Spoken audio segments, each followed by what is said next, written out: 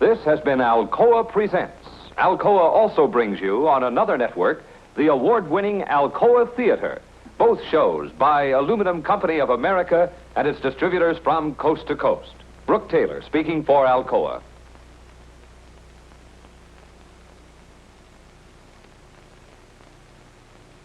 Square. Tall trees. She is not well. She has an ache here.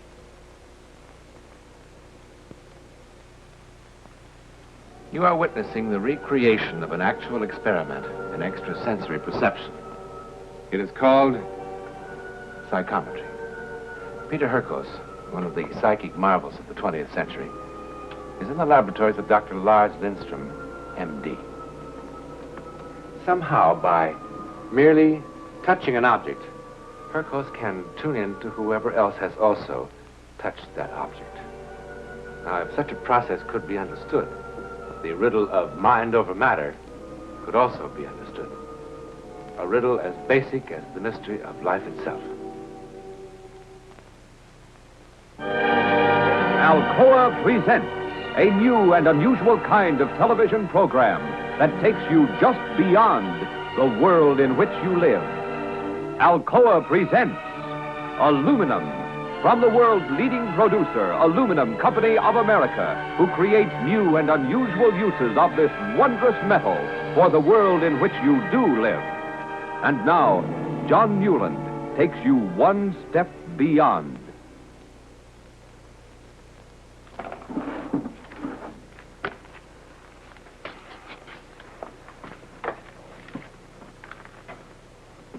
You're right about the psychiatrist. Uh-huh. Not bad. She went to the doctor May 7th, not early April. She thought of it a month earlier, and she should have gone. She would have saved herself an awful lot of suffering. And you'd be 100% right, huh? Your average for the series of tests so far is pretty respectable, Peter. 8 correct statements out of 10. Statistically, the odds against that are at least 1,000,000 to 1. Of course, I told you. Dr. Van der Helst in Holland said that I cannot do what I do with tricks.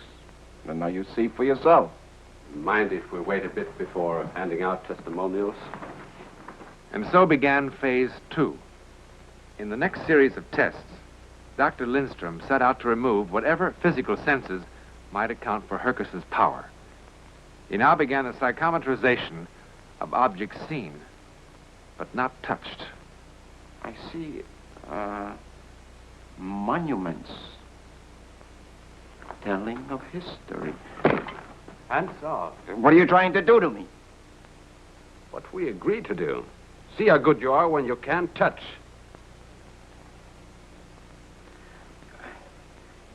In the box, I see an ornament. No. Not an ornament. It's writing. Not writing, lines, like go this way and that way, like a drawing. Here, wait, I show you.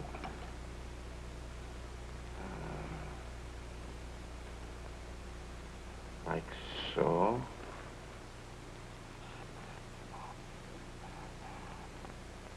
So.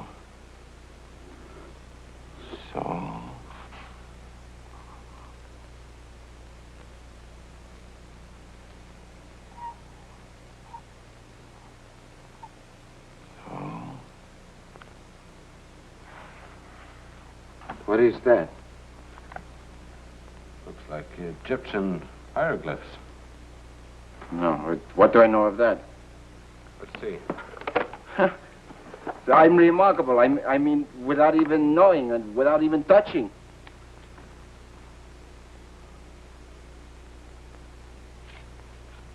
Two errors. 2 errors? I don't believe it. But listen, that's still fantastic. There could have been anything in that box.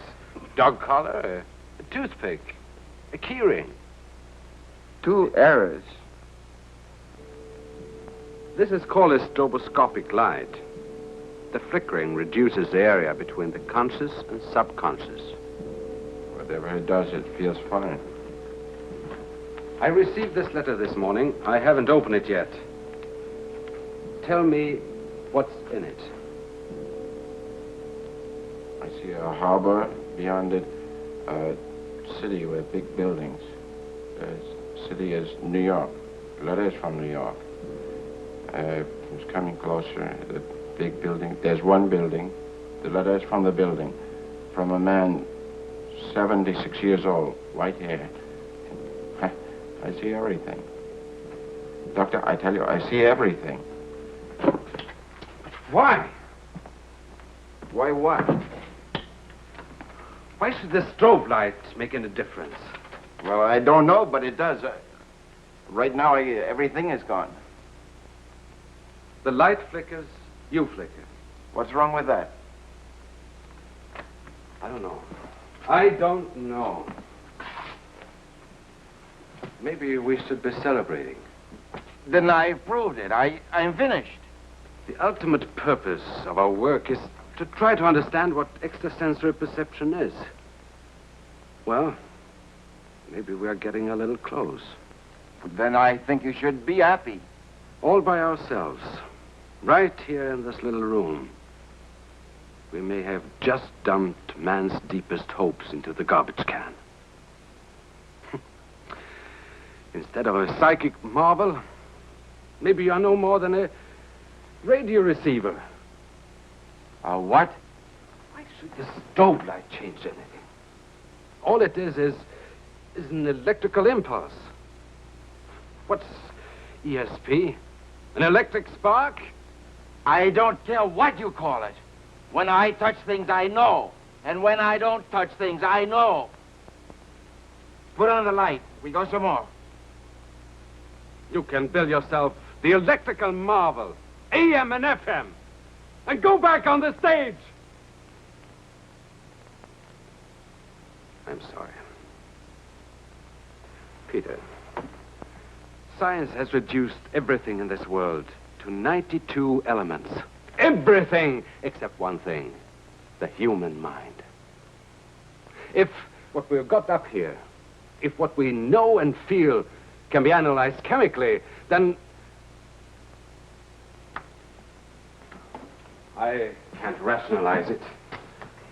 But I want it to be more than an electric spark. Infinitely more. I guess that doesn't make sense. No, it makes sense to me, Doctor. There is one way to prove if we're on the right track or not. How? You won't like it, Peter. What I'm going to turn on is called the Faraday cage.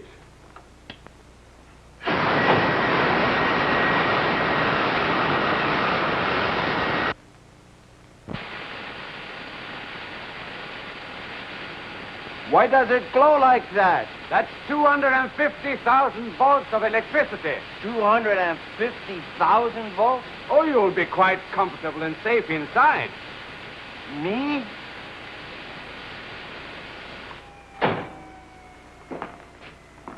But you're joking. No. Oh, no, Doctor. Oh, no. It won't hurt you, Peter. I never heard of 250,000 volts helping anyone. The current is only on the outside. Come on, I'll show you. Come on.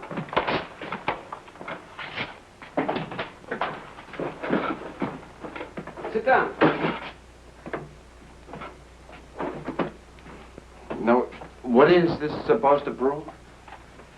If extrasensory perception is merely an electrical wave, then you should score 0 on the matching test. Because when the power goes on, no electrical impulse can penetrate these walls. With 250,000 volts, Will you stop worrying about it? You just sit there. Open your collar. Relax. This is the way you work the intercom. I brought you a set of objects. Here. I have a similar set outside. And when I point at one object, you tell me which one it is. Okay? Good luck. One moment. How do I get out of here? I'll open it for you. Well, why can't I open it myself to get out? You might get panicky and try to leave before the power is down to zero. And at that moment, you touch the outside metal. Goodbye, Peter Hurkos. Bye, Peter Hurkos. I'm turning on the power now.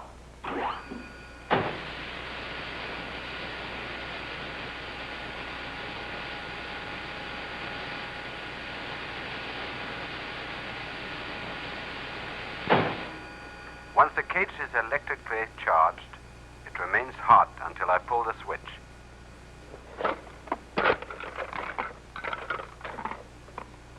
Want to start? I guess so. You relaxed? How can I be relaxed in here? What am I pointing at now?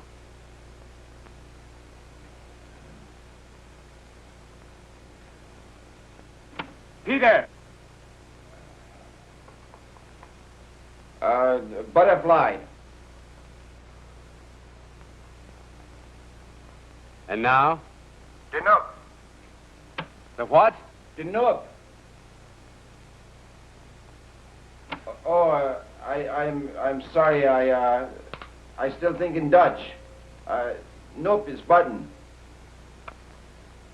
And now?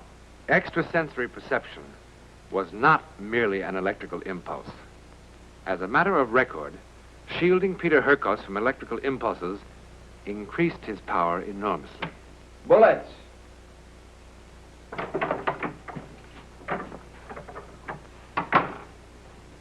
Peter? Where have you been? What, to the movies, Doctor? That's every night this week. All right, come on in. I want to meet somebody. No, Come. I... Peter Hurkos, Mr. Kibbe. We were just discussing... No. Not Mr. Kibbe. A policeman. Well, I warned you. What is this? Captain Kibbe is an old friend of mine. He heard about you and he phoned. Your work with the French police in that Dijon case is simply beyond belief. What I mean, how you could tell that little girl... Peter, the captain wonders if... Yes, I know what the captain wondered. No, I'm sorry, I don't work with anyone anymore. Just the laboratory. Nothing else. Yes, it's an earring. I see trees, many trees, raining. The ground is wet, raining all night. A muddy road. The woman...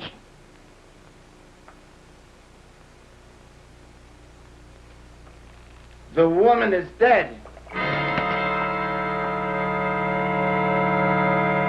The policeman gave it to you. Peter! You tricked me!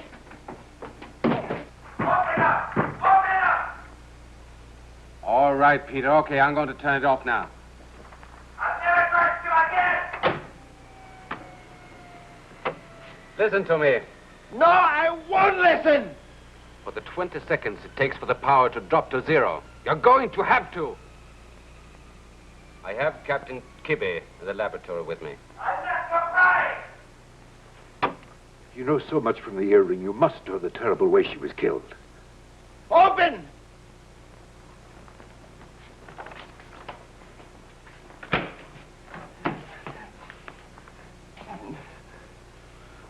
If anybody had ever told me that I would be begging someone like you to help me solve a murder case, but I am begging.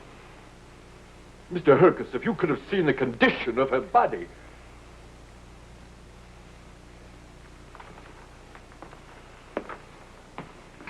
I'm not going to apologize this time.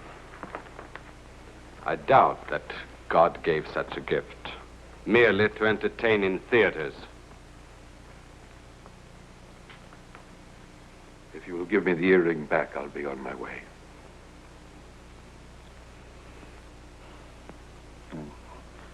I'll help you if I can.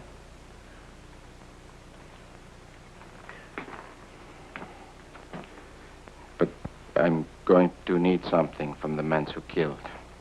But there's nothing. We went over the area 100 times. Nothing. The woman's body. Cremated. I must have something.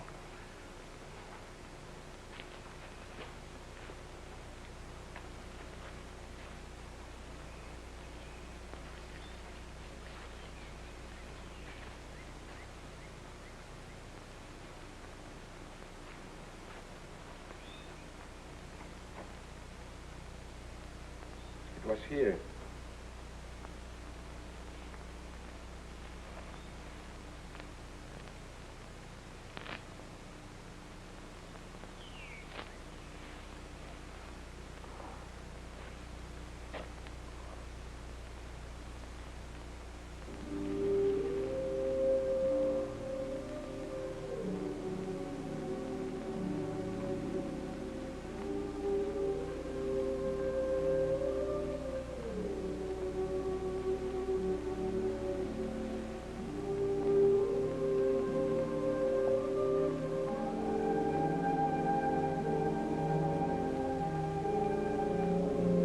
So,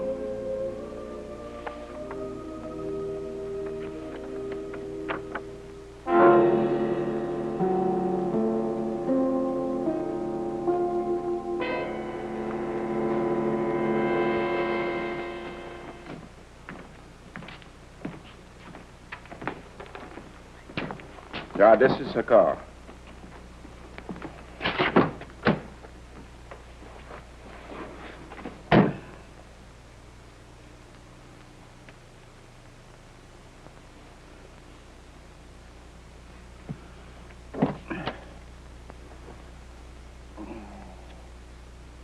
I see many lights, colored lights. Red light, there's stop light. She's sitting behind the wheel, and the car is stopping. The man... Wait. Yes. This door, the man gets in.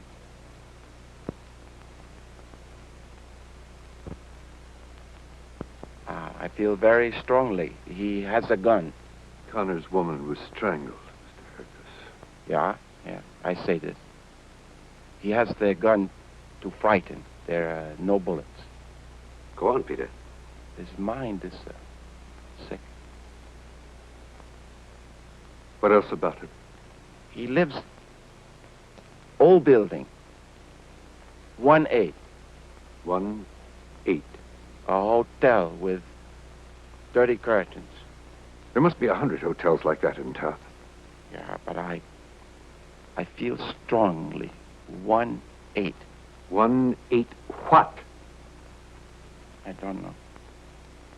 Vogel. Yeah, Vogel, the man's name. Vogel. Vogel? Peter, in English there are two names. Vogel and Vogel.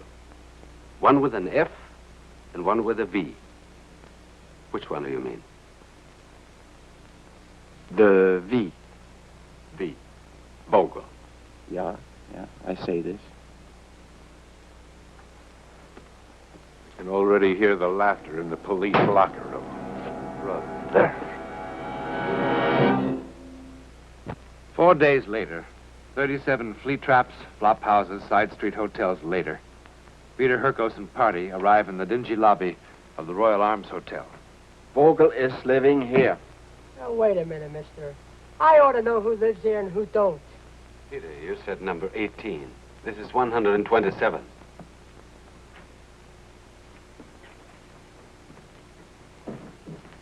Where's he going? Hey, is he crazy?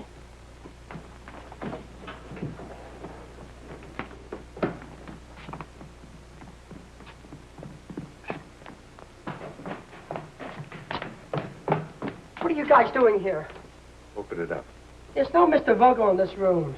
Open it up. Don't you cops need a search warrant anymore? Open it up. Just as a favor to me.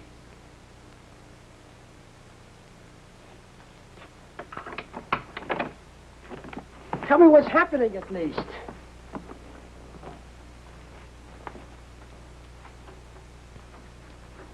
Yeah.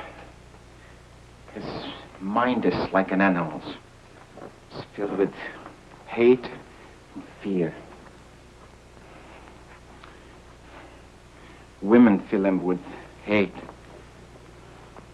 with fear. He's very sick. Who's sick? I thought my room rent was paid till next Saturday. I tried to stop them, Mr. Bird. This is the captain of detectives, and the other two guys, I don't know who they are. You ever use the name Vogel? Vogel? The name's Bird, like in Robin Redbreast. Walter Bird. Any identification? Sure. Where do you work? What do you do? The bowling alley on South Beacon. Just came from there. Long, hard day. Tell your friend it's not polite to stare. His name's not Vogel. Well, that's for sure. Yeah, he's the one. What one?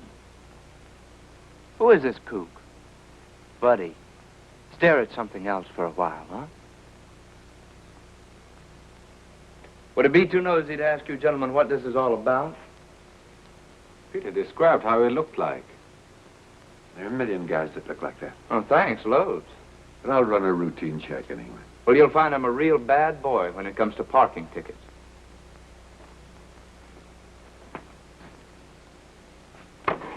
What's he up to now? Hey, what is he, a hound dog or something? Come on, Rover, knock off.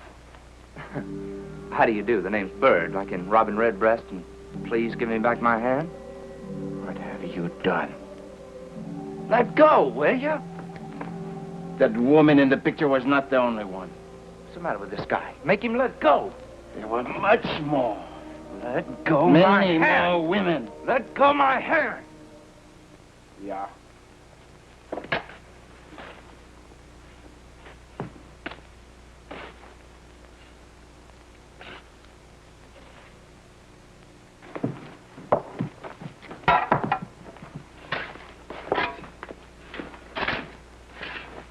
Peter. Yeah? Sometimes in the laboratory, you'd think in Dutch. Do you remember? Yeah. What's bird in Dutch? Bird is Vogel.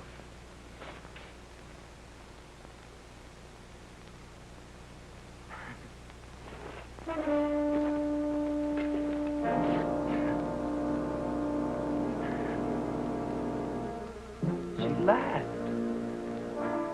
She just laughed.